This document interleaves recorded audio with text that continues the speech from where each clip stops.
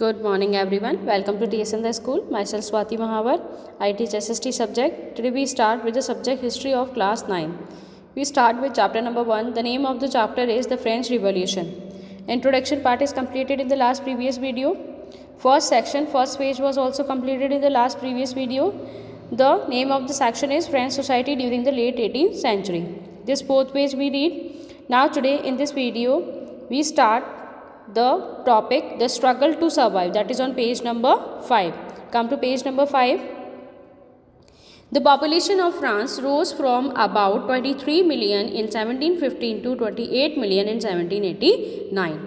Population of France की अगर हम बात करते हैं तो 1715 में कितना था 23 मिलियन और 1789 के अंदर कितना इंक्रीज हो गया 23 से 28 million. This led to a rapid increase in the demand for food grains. अब पॉपुलेशन इंक्रीज होगा तो लोगों के खाने पीने भी इंक्रीज होगा, तो वहाँ पर फूड ग्रेन्स की क्या हो गई थी, डिमांड इंक्रीज हो गई थी. Production of grains could not keep pace with the demand. अब इतना प्रोडक्शन नहीं हो पाता था जितनी वहाँ पर डिमांड क्रिएट होती जा रही थी. So the price of bread which was the staple diet of the majority rose rapidly. अब जैसे किसी चीज़ की मार्केट के अंदर डिमांड कम हो जाती है तो उसके प्राइस क्या हो जाते हैं, इंक्रीज हो जाते हैं. तो यहाँ पर भी यही हुआ था, ब्रेड का जो प्राइस था वो इंक्रीज़ हो गया था. क्यों? क्योंकि वो स्टेपल डाइट था, वहाँ की जितनी भी पॉपुलेशन थी उन पॉपुलेशन का स्टेपल डाइट क्या था, bread. Most workers were employed as labourers in workshops whose owner fixed their wages.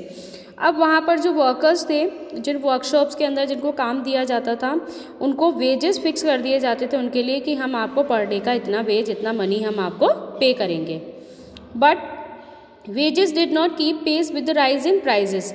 लेकिन जो वेजेस वो उनको पे करते थे उन वेजेस से वो अपने फूड ग्रेन्स को, अपने खाने पीने की चीज़ों को परचेस नहीं कर पाते थे, क्योंकि इनकी प्राइजेस मार्केट के अंदर क्या थी, उनकी वेजेस से कई ज़्यादा राइज थी. So the gap between the poor and the rich widened. अब ये जो कंडीशन था इसकी वजह से क्या हुआ, पुअर और रिच के बीच में जो दूरियाँ थी, जो गैप था, वो धीरे धीरे क्या हो गया, बढ़ता चला गया. Things became worse whenever drought or hail reduced the harvest. अब ड्रॉट और हेल जैसी कंडीशन है, ये एपिडेमिक्स जब वहाँ आ जाते हैं उस कंट्री के अंदर तो कंडीशंस क्या हो जाती, बहुत ज़्यादा ख़राब हो जाती, क्योंकि हार्वेस्टिंग जो थी, फूड प्रोडक्टिविटी जो थी वो और क्या हो जाती, कम हो जाती. This led to a subsistence crisis, something that occurred frequently in France during the old regime. और ये जो कंडीशन है वो कंडीशन क्या कहलाएगी, सबसिस्टेंस क्राइसिस. क्या होता है subsistence crisis? An extreme situation where the basic means of livelihood are endangered. एक ऐसा एक्सट्रीम क्रिटिकल सिचुएशन होना जहाँ पर जो बेसिक जीने के लिए जो चीज़ें बहुत ज़रूरी होती है वही चीज़ें धीरे धीरे क्या होती जाएँ, ख़त्म होती जाएँ, कम होती जाएँ, तो वो क्या कहलाएगा, subsistence crisis. Now come to page number 6. A growing middle class envisages an end to privileges. In the past, peasants and workers had participated in the revolt against increasing taxes and food scarcity. पहले क्या था, peasants और workers जो थे उन्होंने revolt कर दिया कि आपने जो वहाँ की गवर्नमेंट है, गवर्नमेंट ने जो टैक्सेस बढ़ा दिए फूड स्कैसिटी की वजह से, जो फूड ग्रेन्स के ऊपर टैक्सेस उन्होंने बढ़ा दिए थे, जिसकी वजह से उन फूड ग्रेन्स की प्राइस क्या हो गई थी, इंक्रीज हो गई थी. तो उन्होंने रिवोल्ट कर दिया. But they lacked the means and programmes to carry out full scale measures that would bring about a change in the social and economic order. लेकिन उनको ऐसे प्रोग्राम चलाने थे, ऐसा कुछ अपनी इकोनॉमी सोसाइटी के अंदर करना था कि उनकी इकोनॉमी के अंदर, सोसाइटी के अंदर चेंजेस आ जाएं और वापस से कंडीशन क्या हो जाए, स्टेबल हो जाए. जो हाई प्राइजेस था ब्रेड का, वो प्राइजेस क्या हो जाए, कम हो जाए. This was left to those groups within the third estate who had become prosperous and had access to education and new ideas. अब ये जिम्मेदारी किसको सौंप दी गई, जो थर्ड एस्टेट था, जिसके अंदर प्रॉस्पेरियस फार्मर्स थे, पीजेंट्स थे, प्रोफेशनल्स थे, टीचर, लॉयर. तो क्योंकि ये लोग क्या थे, एडुकेटेड थे, एडुकेटेड होने के साथ इनकी सोच भी नहीं थी, तो लोगों ने क्या बोला कि ये जिम्मेदारी आपकी है कि आप हमारे कंट्री को कैसे फ्री कराते हो, कैसे हमारे कंट्री की जो कंडीशन है, सबसिस्टेंस क्राइसिस है, उसको आप कंट्रोल करते हो. The 8th century witnessed the emergence of social group termed the middle class who earned their wealth through an expanding overseas trade and from the manufacture of goods such as woolen and silk textile that were either exported or brought by richer member of the society. अब अगर हम 18th century की बात करेंगे तो वहाँ का जो सोशल ग्रुप था, जिसे हम मिडिल क्लास बोलते हैं, वो इस चीज़ का विटनेस था, मतलब वो उसने देखा था कि वहाँ पर जो रिच पर्सन्स होते थे वो लोग क्या करते थे, प्रोडक्शन करते थे गुड्स का। किसके गुड्स? वुलन और सिल्क टेक्सटाइल से बने हुए गुड्स। तो उन गुड्स का प्रोडक्शन करने के बाद वो उसको दूसरी कंट्री के अंदर ले जा कर के बेच देते थे, जिसकी वजह से उनको अच्छे पैसे मिलते थे और उनका जो वेल्थ था, मनी था, वो धीरे धीरे क्या होता जा रहा था, इंक्रीज होता जा रहा था। In addition to merchants and manufacturers, the third estate included professionals such as lawyers और administrative officials.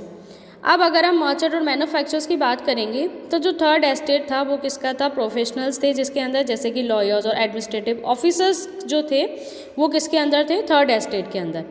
All of these were educated, ये सब लोग क्या हुए थे? पढ़े लिखे थे। And believe that no group in society should be privileged by birth, और ये मानते थे कि ऐसा कोई ग्रुप नहीं है सोसाइटी के अंदर जिसको उसके बर्थ के अकॉर्डिंग स्पेशल प्रिविलेज उसको दिया जाए। Rather a person social position must depend on his merit, और किसी पर्सन की जो सोशल पोजीशन होती है कि वो सोसाइटी के अंदर अच्छा माना जाए या बुरा माना जाए, वो सिर्फ किस पे डिपेंड होता है? उसके जो वो मेरिट होते हैं, जो उसके गुण होते हैं, जो सब वो काम करता है वैसा ही वो पूछा जाता है सोसाइटी के अंदर। These ideas envisaging a society based on freedom and equal laws and opportunity for all were put forward by philosophers such as John Locke and Jean-Jacques Rousseau. अब दो प्रोफेसर्स थे जिनका नाम क्या था? जॉन लॉक और जीन जैकेस रूसो।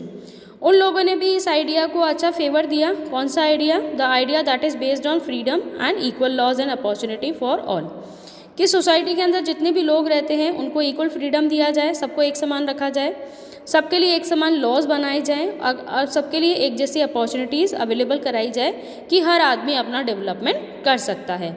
इन इस 2 treatises of government lock sought to refute the doctrine of divine and absolute right monarch. अब उनके जो ये 2 फिलॉसफी थी उससे जो मोनार्की का जो रूल था वो क्या हो गया? कम हो गया। रूजियो carried the idea forward proposing a form of government based on social contract between people and their representative. रूशियो अपना ये आइडिया फॉरवर्ड लेकर आए, अपना ये आइडिया आगे लेकर आए, अपना ये ओपिनियन आगे लेकर आए कि हमारी जो गवर्नमेंट होनी चाहिए वो कैसी होनी चाहिए, जिसके अंदर लोगों के और रिप्रेजेंटेटिव के बीच में डायरेक्ट कांटेक्ट होना चाहिए, सोशल कॉन्ट्रैक्ट उनमें होना चाहिए कि जो रिप्रेजेंटेटिव हो वो किसके लिए काम करे? लोगों के लिए ही काम करे, for he doing work for the welfare of the people only.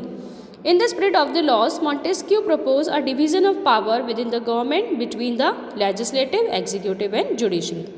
अब जो लॉ की स्पिरिट होती है, जो आत्मा होती है, वो क्या कहलाती है कि गवर्नमेंट 3 ऑर्गन्स हो गवर्नमेंट के, लेजिस्लेटिव, एग्जीक्यूटिव और जुडिशरी। ऐसा किसने कहा? मॉन्टेस्क्यू ने, कि लेजिस्लेटिव का क्या काम होता है? रूल्स और रेगुलेशन बनाने का काम किसका होता है? लेजिस्लेटिव का। एग्जीक्यूटिव उसको अप्रूव करता है, अगर उसके अंदर कोई चेंजेस करने होते हैं तो एग्जीक्यूटिव करता है, और जुडिशरी क्या करता है? वो अप्लाई करता है लोगों के ऊपर और चेक करता है कि लोग उस लॉ को मान रहे हैं या नहीं मान रहे हैं। This model of government was put into force in the USA, और ये वाला जो मॉडल था वो गवर्नमेंट के अंदर कहाँ से लाया गया था? USA से। After the 13 colonies declare the independence from Britain. अब USA के अंदर क्या हुआ था? 13 कंट्रीज़ जो थे उन्होंने ब्रिटेन से अपने आप को मुक्त करा लिया था, इंडिपेंडेंट करा लिया था। उसके बाद में उन्होंने वहाँ की गवर्नमेंट को 3 ऑर्गन्स के अंदर डिवाइड कर दिया, legislative, executive and judiciary. The American Constitution and its guarantee of individual right was an important example for political thinkers in France. अब फ्रांस के जो पॉलिटिकल थिंकर्स थे उन्होंने अमेरिका के कॉन्स्टिट्यूशन से ये आइडिया लिया। उन्होंने देखा कि अमेरिका के कॉन्स्टिट्यूशन के अंदर क्या होता है, इंडिविजुअल राइट्स को गारंटी दी जाती, गारंटीड लोगों को क्या दिए जाते हैं? उनके राइट्स दिए जाते हैं, और ये बहुत अच्छी बात है। तो उन्होंने इस बात को एडमिट किया।